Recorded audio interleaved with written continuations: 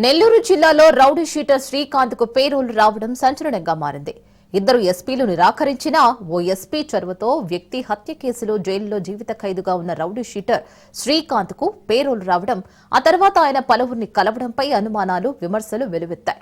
దీంతో ఈ వ్యవహారం ప్రభుత్వం దృష్టికి వెళ్లింది. శ్రీకాంత్ కు పేరోల్ ఇచ్చిన వారిపై సీఎంఓ ఆరా తీసింది. అలాగే పేరోల్ పై వచ్చి ఎమ్మెల్యేను కలిసిన అంశంపై సీరియస్ గా ఉన్నట్లు తెలుస్తోంది. గతంలో శ్రీకాంత్ చేసిన దందాలపై హోంశాఖను నివేదిక కోరింది.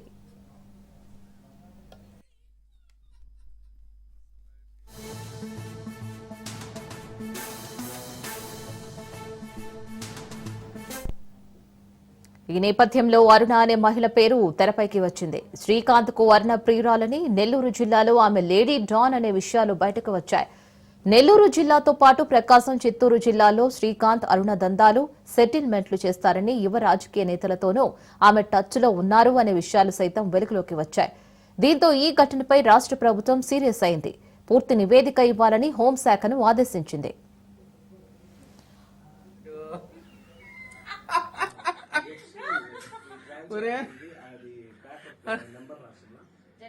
ఐదారు సార్లు పోతున్నాడు రోజుకి. అది మందల ఎవడుల్లా అయ్యప్ప